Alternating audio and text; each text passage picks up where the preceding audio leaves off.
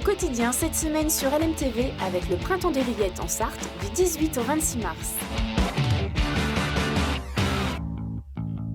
Bonsoir à tous et bienvenue dans Au quotidien, la suite en ce vendredi soir avec Anthony Piton pour nous accompagner. Rebonsoir Anthony. Rebonsoir, bonne suite. Bonne suite à vous et bonne suite à Alain Moreau. Bonsoir Alain. Bonsoir. Bienvenue sur le plateau Alain Moreau, historien, photographe, journaliste, auteur de nombreux ouvrages sur la Sarthe. Ce soir, on va parler de l'invention du franc, une monnaie disparue il y a un peu plus de 20 ans au profit de l'euro. Et si ce soir on en parle, c'est qu'il y a un lien avec la Sarthe évidemment. Le franc serait-il sartois? Réponse dans quelques instants, mais restez avec nous puisqu'en fin d'émission, vous pourrez jouer pour gagner vos 2 places pour la finale de Le Mans Pop Festival qui aura lieu dimanche au Palais des Congrès et de la Culture. Alain, cher Alain, ce soir, on va parler, je le disais, de l'invention du franc, une monnaie disparue il y a un peu plus de 20 ans. Et si on en parle ce soir, c'est que derrière sa création, il y a une histoire, celle du seul roi né au Mans, le roi Jean II le Bon. On va démarrer par cette bataille de Poitiers en 1356 qui a un lien évidemment avec l'invention du franc. Ben oui, parce que le franc, on peut dire que le franc a été créé par un manceau, du coup. Hein. Alors, effectivement, la fameuse bataille de Poitiers, 1350, vous savez. Tout le monde s'en souvient. Tout le monde y était, pratiquement. Hein. Alors, y était. Et en tout cas, moi, je l'ai vécu pratiquement, enfin, bien vécu dans ma tête, quoi, parce que j'ai bien étudié cette période-là, pour une bonne raison. C'est que le roi Jean le Bon, qui a été fait prisonnier à Poitiers, non seulement l'armée française a été défaite, étrillée par les Anglais, mais en plus de ça, le roi de France lui-même a été fait prisonnier. Hein. Alors l'anecdote, c'est que les Anglais n'osaient pas trop toucher au roi. On avait un peu du mal à le... Oui, c'est-à-dire que beaucoup de nobles français, beaucoup de capitaines français ont été tués, comme on faisait à l'époque. Hein. On essayait quand même de les avoir vivants parce que ça donnait lieu à une rançon. Donc c'était beaucoup plus intéressant. Ceci dit, quand on a vu que le roi de France était encerclé complètement, on n'a pas cherché à le tuer. Et lui, il continuait, on sait qu'il continuait à se battre, à taper sur les Anglais, mais les Anglais, eux, n'osaient pas trop taper sur le roi pour ne pas le tuer, bien sûr. De même qu'il y avait à côté de lui ses fils. Vous savez, on a tous appris ça à l'école, enfin à mon époque. Hein. Père, gardez-vous à droite, père, gardez-vous à gauche, parce que le danger était partout. Puis finalement, on a réussi à le désarçonner.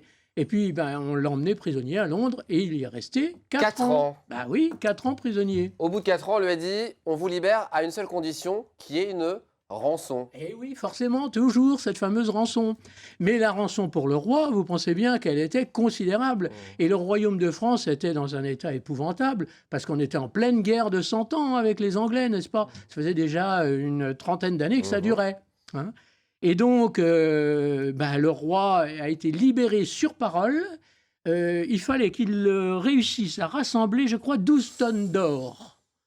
Alors, on n'avait pas ça en France? Alors, on avait, peut-être qu'on l'avait, mais en tout cas, il n'a pas réussi à le rassembler. Mais pour obtenir cet argent, il a créé une monnaie nouvelle. Le franc. Le franc. Et donc, c'est lui qui a créé le franc. Alors, ordonnons que le denier d'or que nous créons soit appelé franc d'or. Mais c'est bien d'avoir créé cette nouvelle monnaie, le franc, mais c'est pas suffisant. Ça ne réunit pas la rançon nécessaire pour nos amis anglais. Évidemment, créer une nouvelle monnaie, ça ne permet pas forcément de rassembler la somme nécessaire. Donc retour à l'envoyeur. C'est-à-dire qu'au bout d'un moment, le temps qui lui était imparti, comme moi là, n'est-ce pas? Le temps qui lui était imparti était dépassé. Et donc il est retourné à Londres pour se constituer prisonnier parce qu'il n'avait pas réussi à rassembler la somme exigée. Il va finir sa vie en Angleterre? Oui. Alors, encore mais on veut l'histoire, parce qu'en fait, il y a une histoire derrière qui est absolue. Il était quand même plutôt content de retourner à Londres. Il était presque content de retourner à Londres, parce que vous savez, pendant les 4 ans où il était prisonnier, forcément, il n'était pas dans un cachot, n'est-ce pas? On tombe amoureux. Et il était dans un palais. Oui, c'était pas une prison, c'est une prison dorée. Et il pouvait avoir toutes les femmes qu'il voulait, les belles anglaises qu'on lui envoyait, n'est-ce pas, pour le distraire un peu. Et il était tombé follement amoureux d'une anglaise. C'est lui qui a créé À nous les petites anglaises, alors? Non, c'est pas lui. C'est pas lui, c'était un peu plus tard.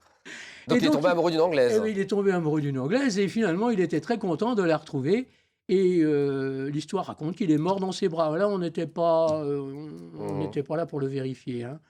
En tout cas, on a eu beaucoup de chance quand même, parce que, vous savez, quand le roi est retourné en prison à Londres, en prison dorée, il était remplacé par son fils aîné, le futur roi. Et on a eu de la chance en France, parce que le royaume était dans un état épouvantable. Et la chance qu'on a eue, c'est que ce roi, c'était Charles V. Et Charles V a été peut-être le plus grand roi qu'on ait eu en France. En tout cas, l'un de nos meilleurs souverains. Alors, je vais vous poser une petite question, si vous me permettez. Allez-y, posez la question à nos téléspectateurs alors. À mon tour, je peux vous poser une petite question. Allons-y. Qui était le roi, le fils de Charles V? Charles V qui avait donc succédé à Jean II le Bon. Alors, qui était le petit-fils de Charles V? Saint-Louis, moi j'ai envie de dire. Non, c'est Charles VI le Fou. Et c'est Charles VI le Fou. Et là encore, on a évidemment... Parce qu'on a préparé cet après-midi, quand même, je tiens à le préciser. Alors, on a évidemment encore un rapport avec la Sarthe, c'est que vous savez que Charles VI est devenu fou dans la forêt du Mans. Alors, on ne sait pas trop quelle forêt, hein. C'était pas du tout les bois de l'Épau, hein. C'était pas par là que ça se situait. Bercé. Plutôt du côté de la route Tersaigne. de Laval, vous voyez, un peu par là, hein. Il y avait des bois par là, parce qu'aujourd'hui, tout a changé. Et donc, on pense que c'est là que c'est arrivé. Et donc Charles VI, c'est lui qui a donné la France aux Anglais. C'est ça? Presque, vous avez raison, parce que Charles VI étant fou, on lui faisait signer tout ce qu'on voulait. Mais alors là, ça nous emmènerait très loin. Bon, j'ai envie de dire, ça mérite un prochain rendez-vous histoire du vendredi. Et pourquoi pas, on racontera comment Charles VI est devenu fou et comment ensuite Il est ça s'est passionnant, passé. hein, Alain Moron, on pourrait rester avec lui des heures. Oh, c'est gentil. Mais il faut se quitter à un moment donné. Ben oui, je sais. Malheureusement, c'est ça la vie. Parfois, Et il faut se quitter, Alain.